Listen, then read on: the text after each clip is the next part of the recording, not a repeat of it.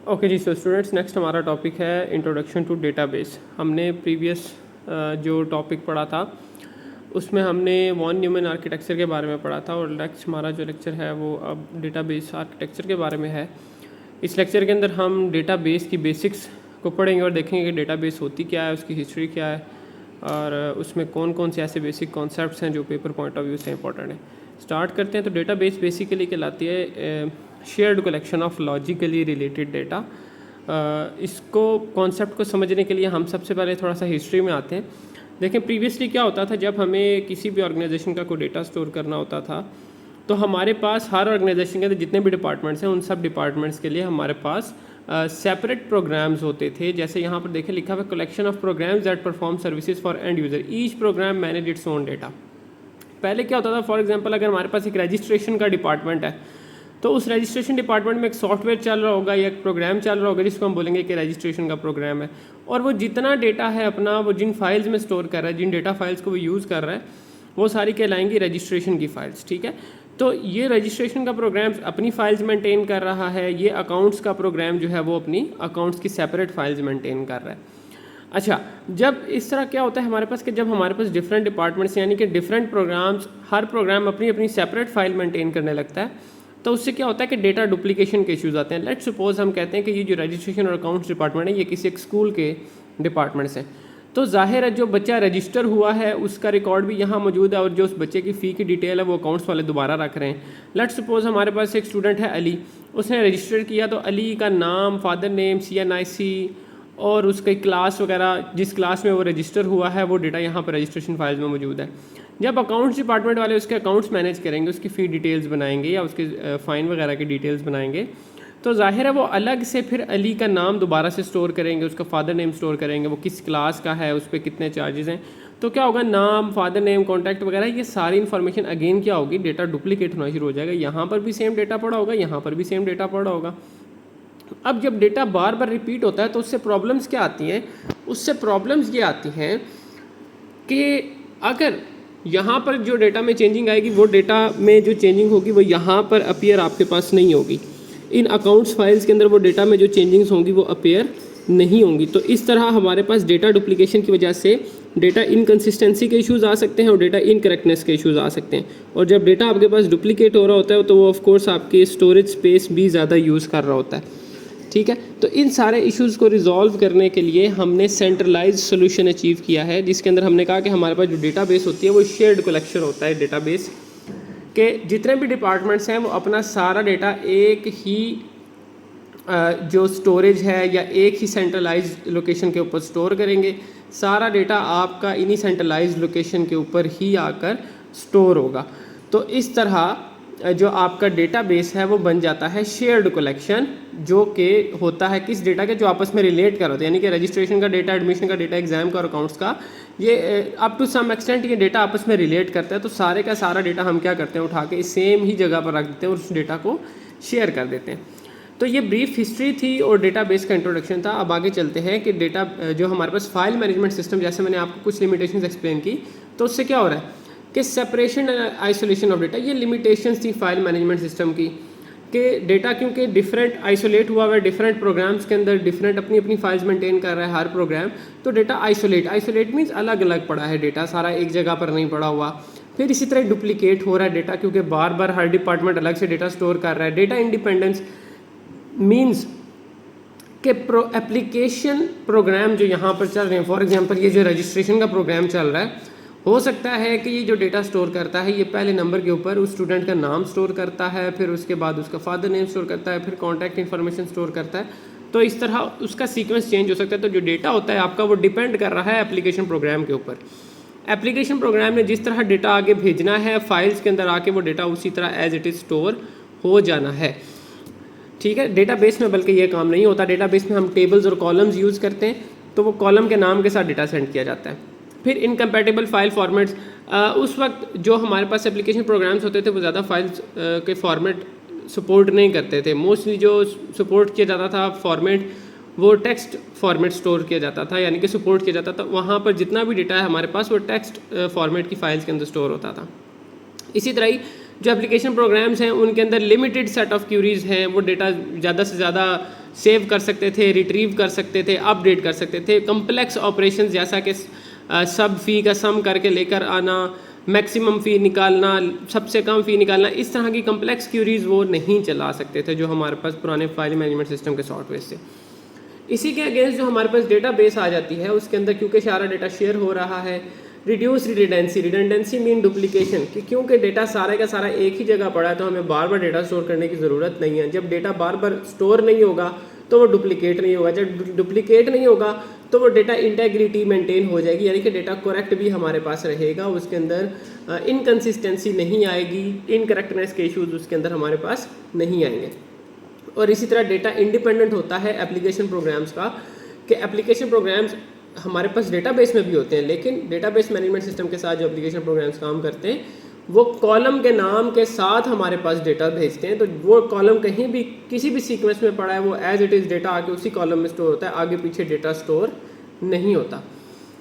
तो डेटाबेस को मैनेज करने के लिए हमारे पास जो सॉफ्टवेयर होता है उसको हम बोलते हैं डेटाबेस मैनेजमेंट सिस्टम। ये एक ऐसा सॉफ्टवेयर होता है जो यूज़र्स को इनेबल करता है कि वो डेटाबेस को क्रिएट कर सकें, मेंटेन कर सकें, उसका एक्सेस कंट्रोल करवा सकें, कि किस बंदे ने डेटाबेस को एक्सेस करना है, कितना एक्सेस करना है, कौन कौन से ऑपरेशन डेटाबेस पे परफॉर्म कर सकता है, यूज़र वाइज कंट्रोल करना है एक्सेस को। ये हमारे पास कौन फैसिलिटीज़ प्रोवाइड कर रहा होता है, डेटाबेस मैनेजमेंट सिस्टम। इस डेटाबेस मैनेजमेंट सिस्टम के साथ कौन काम कर रहा होता है, एप्लीकेशन प्रोग्राम। तो कंप्यूटर प्रोग्राम होता है जो कि डेटाबेस मैनेजमेंट सिस्टम के साथ काम करता है, और ये database management system in turn जाके किसके साथ काम करता है, डेटाबेस के साथ काम करता है। और व्यू क्या है, सबसेट ऑफ इंटायर डेटाबेस। आप सबके पास सोशल मीडिया प्लेटफॉर्म्स हैं, आपने देखा होगा कि सब लोग लॉगिन करते हैं लेकिन उनको उनकी प्रोफाइल के ऊपर सिर्फ उन्हीं का डेटा डिस्प्ले होता है। तो ये हर बंदे का अलग व्यू है जो कंप्लीट डेटाबेस के अंदर से सिर्फ आपका डेटा लाकर आपको देता है। इसी तरह ही अगर किसी डिपार्टमेंट के अंदर सेल्स का डिपार्टमेंट और कॉन्ट्रैक्ट का डिपार्टमेंट है तो सेल्स वालों को सिर्फ सेल्स का डेटा शो होगा, और इसी तरह कॉन्ट्रैक्ट्स वालों को सिर्फ कॉन्ट्रैक्ट्स का डेटा शो होगा। तो ये कंप्लीट एक हायरार्की आप देख सकते हो कि सबसे पहले हमारे पास सेल्स एप्लीकेशन प्रोग्राम्स हैं, कॉन्ट्रैक्ट्स एप्लीकेशन प्रोग्राम में ये एप्लीकेशन प्रोग्राम्स व्यू दे रहे होते हैं यूज़र को उनके डेटा का, ठीक है। तो यहाँ से अगर कोई भी चेंजिंग होगी, यहाँ पर कोई डेटा नया फीड होना है, वो एप्लीकेशन प्रोग्राम में जाएगा, एप्लीकेशन प्रोग्राम उठा के वो डेटा डेटाबेस मैनेजमेंट सिस्टम को देता है, और डेटाबेस मैनेजमेंट सिस्टम वो डेटा जाकर किस में रख देता है, डेटाबेस में रख देता है। और अगर इसी तरह कोई डेटा चाहिए होता है तो वो पहले डेटाबेस से उठ के डेटाबेस मैनेजमेंट सिस्टम में आता है, फिर वो एप्लीकेशन प्रोग्राम्स में जाता है और एप्लीकेशन प्रोग्राम से व्यू पे आकर स्टोर होता है। तो कॉन्ट्रैक्ट्स वालों को भी अगर कोई डेटा चाहिए, फॉर एग्जांपल कॉन्ट्रैक्ट्स वालों को 2021 के जितने भी कॉन्ट्रैक्ट्स हुए हैं वो सारे के सारे उनका डेटा चाहिए, तो ये क्यूरी यहाँ से एप्लीकेशन प्रोग्राम उठा के डेटाबेस मैनेजमेंट सिस्टम को देगा। डेटाबेस मैनेजमेंट सिस्टम उस क्यूरी को रन करके डेटाबेस से वो सारे का सारा डेटा कलेक्ट करके लाएगा, वापस एप्लीकेशन प्रोग्राम को देगा, और एप्लीकेशन प्रोग्राम उठा के उस व्यू के थ्रू यूज़र को वो सारे का सारा डेटा जो है डिस्प्ले करा देगा। तो नेक्स्ट हम चलते हैं कि डेटाबेस मैनेजमेंट सिस्टम जो कि हमने बात की। अच्छा, डेटाबेस अलग है, डेटाबेस मैनेजमेंट सिस्टम अलग है। डेटाबेस मैनेजमेंट सिस्टम हमारे पास एक इंटरमीडिएट सॉफ्टवेयर है एप्लीकेशन प्रोग्राम और डेटाबेस के दरमियान। जैसे ये डायग्राम में मैंने आपको बताया कि डेटाबेस अलग है, एप्लीकेशन प्रोग्राम अलग है, और इन दोनों के दरमियान जो ब्रिज के तौर पे काम करता है, जो इन दोनों का कॉन्टैक्ट करवाता है आपस में, वो कहलाता है डेटाबेस मैनेजमेंट सिस्टम।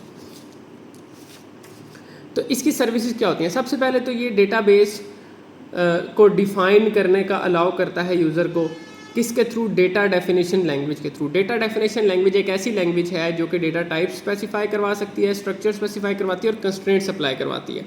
यानी कि डेटा डेफिनेशन लैंग्वेज के थ्रू आप हर तरह का स्टोर होने वाली डेटा की टाइप बता सकते हैं, यानी कि उसमें नंबर स्टोर होने हैं। फॉर एग्जांपल कॉन्टैक्ट, आपने एक स्टूडेंट का रिकॉर्ड स्टोर करना है तो आप पहले नेम उनके डिफ़ाइन करेंगे, स्ट्रक्चर डिफाइन करेंगे, कंस्ट्रेंट्स डिफाइन करेंगे। जैसे आप कहेंगे जी कि कॉलम का नाम हो जाएगा नेम, अगले कॉलम का नाम कॉन्टैक्ट हो जाएगा, अगले कॉलम का नाम CNIC हो जाएगा।